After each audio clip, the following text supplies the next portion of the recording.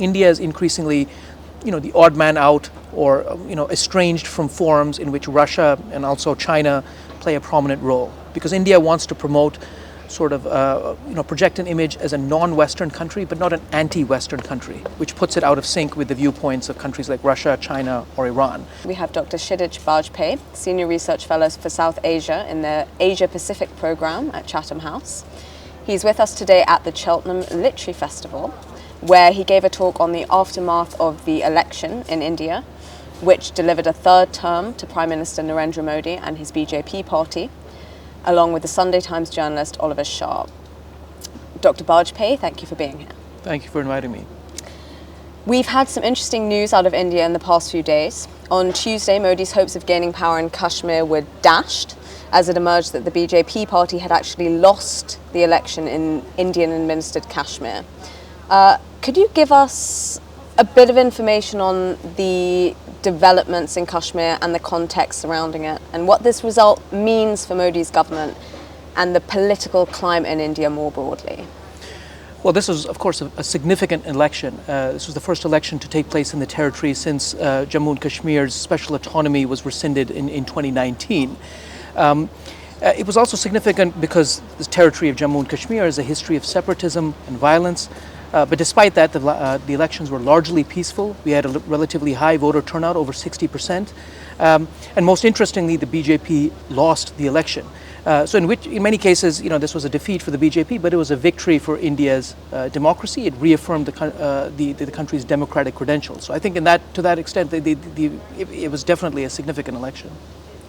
And what do you think this result means sort of more broadly for Modi's position in India? Well, I think it's interesting to note that while this election was taking place, there was another state election taking place in Haryana, the state of Haryana, where the BJP actually won an unprecedented third consecutive term. So I think it would be too soon to write off Modi or the BJP, even in the context of the parliamentary election which took place earlier this year, where the BJP was re-elected for a third consecutive term, but on a weakened mandate. It's important to remember that that despite this being a coalition government, it's one of the strongest coalition governments in India's recent history. The BJP holds 240 of the 290 seats in the ruling coalition. We also need to put this the BJP's position in context in the aftermath of the recently concluded parliamentary elections. So despite the fact that it's come back on a weakened mandate, despite the fact that it's more beholden to its coalition partners, the BJP is still in a very strong position. This is one of the strongest coalition governments in recent history. The BJP holds 240 of the more than 290 seats in the ruling coalition, despite the fact that it lost a significant number of seats. Its seat share dropped from over 300 seats to just to 240. Its vote share only dropped by 1%. And then added to that is the recent outcome of the Haryana state elections, where again, as I mentioned, it was re-elected for a third consecutive term, shows that the Modi brand still remains relatively robust, and it's too soon to write off Modi or the BJP.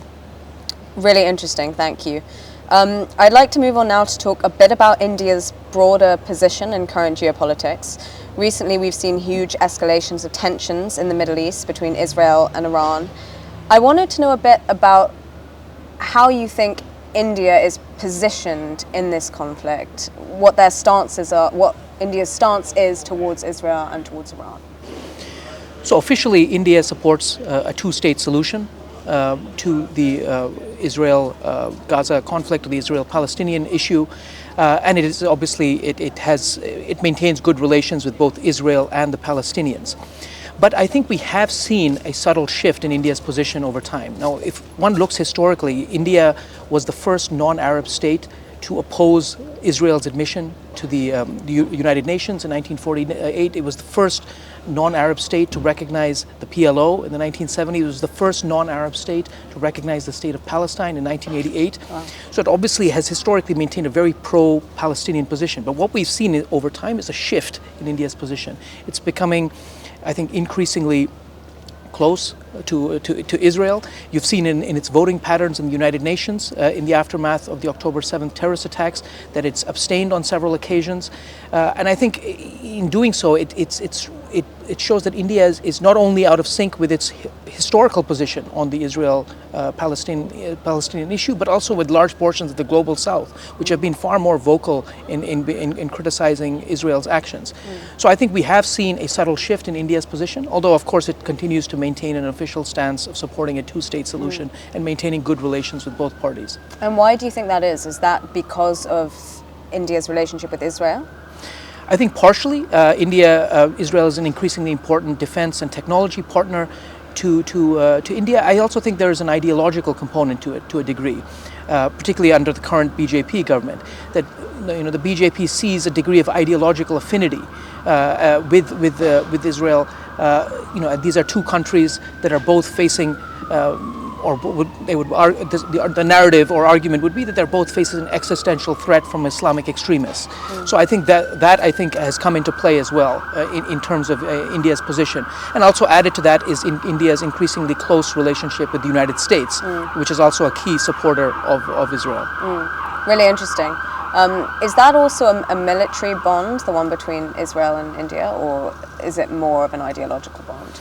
I think that both elements come into play. I think more on overtly, I think it's a more, there's a strong element in terms of defense cooperation, intelligence sharing. I think the ideological component is far more subtle and is newer. I mean, India established diplomatic relations with Israel in the early 1990s.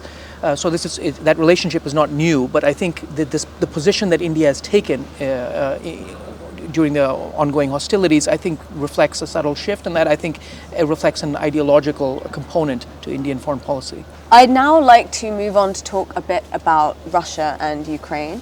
I remember Modi went and met Putin back in July, and I think you spoke a bit about that meeting on Times Radio. I wanted to hear your updates on India's relationship with Russia and where India positions itself in terms of that conflict. Well, of course, Modi's visit to Russia coincided with these airstrikes that the Russians had done on Ukraine, including a bombing of a children's hospital. It also came ahead of the NATO summit, which took place in Washington, D.C., in which the Ukraine conflict would have been a key point of discussion. So that visit was followed about 6 weeks later by Modi's visit to Ukraine. And I think that reflected a degree of damage control on New Delhi's part, trying to make a course correction of sorts.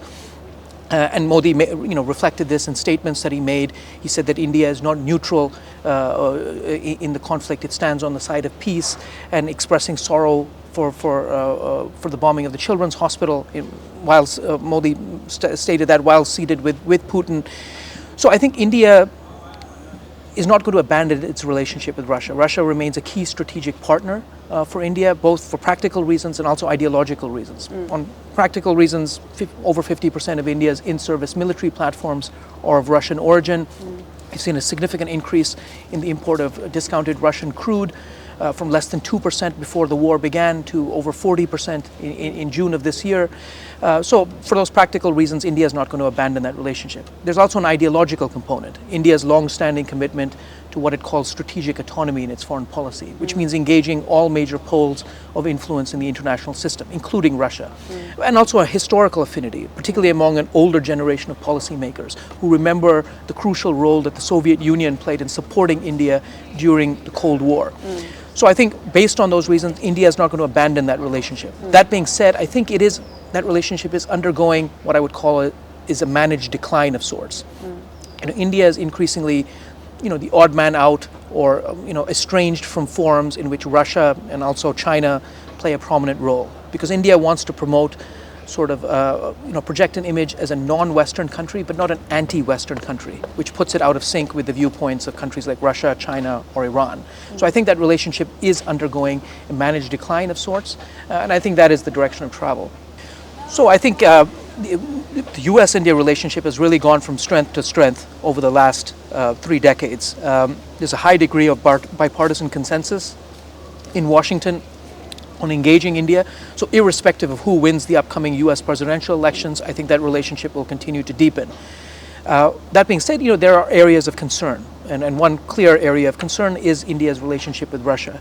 And I think, concerns have been voiced by Washington, D.C., but also by European capitals. We saw earlier this year that an Indian entity was for the first time sanctioned in the EU's sanctions packages on Russia related to the Ukraine conflict. So I think that is a point of friction. But I think the direction of travel is towards deepening the U.S.-India relationship. The U.S. regards India as a bulwark against the rise of China. There's also a strong, ideological affinity between the world's oldest democracy and the world's largest democracy. So I think there's a strong value-based component also in the U.S.-India relationship. Really interesting. And my final question is, how do you feel that the outcome of the U.S. election will impact these issues that we've been talking about in terms of the Russia-Ukraine conflict and the conflict that's going on in the Middle East? So I don't think there'll be a significant shift in the U.S. relationship with India in the aftermath of the presidential election. Obviously, there are differences in the details. Trump adopts a more transactional approach, is likely to adopt a more transactional approach towards the relationship with India, with more, expressing more concerns about issues such as the trade imbalance or increasing legal and illegal migration by Indian nationals. While under a potential Harris administration, I think there would be a high degree of continuity with the current Biden administration. There'll be more concerns, there'll be a more value-driven foreign policy, so there would be more concerns expressed about issues such as human rights and democracy. But that being said, there's also, again, that strong geopolitical component to the relationship, that strong strategic component, which will ensure that the relationship will continue to deepen irrespective of who wins the election in November. And then what do you think about the more generally, if Trump were to win an election, what impact do you think that would have on the Middle East conflict? So Middle East is difficult to say at this point, and it's difficult to say how much agency the U.S. really has or control it has over dictating the outcome of that conflict. In the case of Ukraine, I think Trump has vowed to try and to de-escalate tensions. He's likely to adopt a more conciliatory approach towards Moscow, which would potentially place the Ukraine in a difficult situation in terms of getting further military or defense cooperation or aid from Washington.